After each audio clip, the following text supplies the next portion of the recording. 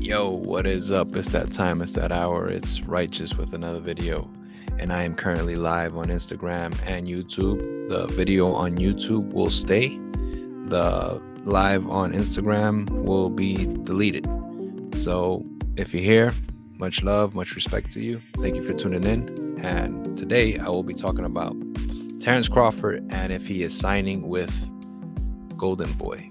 So this past weekend, Terence Crawford had a meeting with Oscar De La Hoya and Bernard Hopkins.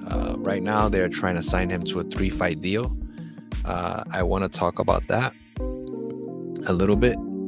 I know that Terence Crawford was also fighting with Black Prime, but I don't know too much about a fighter that Oscar De La Hoya is trying to set up for Terence Crawford to begin his 3-fight deal. But I know that he is a welterweight and he is a WBO contender. He is one of the highest contenders on the list. So that is something that Crawford is looking to do.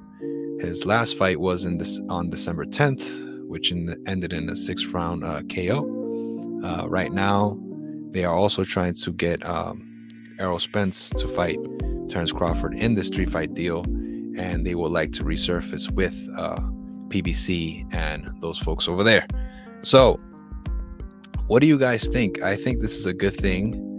Some people are thinking that he is ducking for the money, that he is trying to do these things to maneuver his way into getting a few checks before fighting Spence. Maybe he has his reasons, maybe he doesn't, but I believe that he's doing what's best for him. Now, if you ask me, I think he's doing what's best for him. Main reason why I say I think he's doing what's best for him is that when it came to Errol Spence and his injury, with the eye injury before fighting Pacquiao, that really slowed things down. Now, obviously, Terence Crawford had a chance to fight Errol Spence this last year, but things didn't work out the way that they wanted it to. And I think the fact that Oscar De La Hoya is saying, hey, I have a few fights for you before you fight Errol Spence, that it could set up the Errol Spence fight to begin with. I think it would work for him, but I want to know what you guys think. To be honest with you, I think it works fine for him. Money is going to be there. He's already made a decent amount of money with Black Prime. And him fighting Virgil Ortiz would be dope. I think De La Hoya is a pretty smart guy, and just like how he set up the whole Tank Davis fight with what is his name? I'm forgetting his name now, man. Freak. You guys know who I'm talking about, but I don't know why it's just slipping my mind right now. Ryan Garcia. Man, I almost forgot his name. Ryan Garcia, just like how he's setting up that fight, he is thinking that it's possible that they could create a 3-fight, like 3 fights in a row.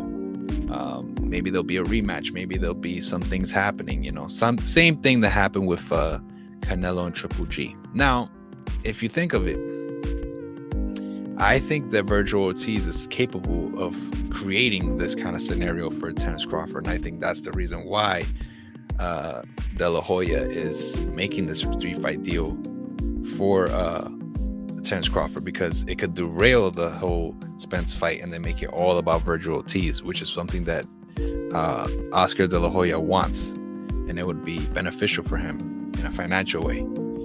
So what do you guys think? I think that's mainly what Oscar De La Hoya is aiming for. Now, if Terence Crawford is confident in his skills and he sees that somebody can negotiate for him when it comes to the Oscar De La Hoya, the Errol Spence fight, and then he has somebody right there too, because like I said again, Ryan Garcia and Tank Davis already got set up, and that is De La Hoya dealing with PBC.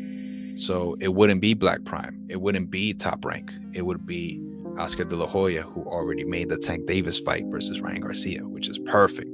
That's who you want. The guy that just made the deal with a guy that hates making deals with almost everybody.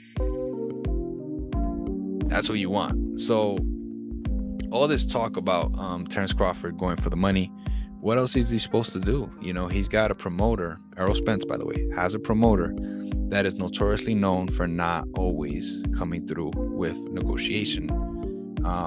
The money, the A-side thing, it's kind of floating away because we're hearing that PBC is having trouble with monies and whatnot, personal things going on. Who knows? I heard of some craziness going on, but yeah, it's going downhill. One of their biggest fighters is even talking about it. Tank Davis is saying these things. What's going on, JP? Shout out to you, my bro. So if Tank Davis is saying this and he's one of their best fighters, then obviously something is going wrong. And Terence Crawford was with PBC for a little while. You know, all they have is Errol Spence and Keith Thurman. Keith Thurman's is up there in age a little bit now. Maybe Terence Crawford could fight him down the line too. But at the end of the day, if PBC don't have the money, it's time to move on. You know, it's time to venture out and see what else is out there, because Terence Crawford still feels like he's the top guy.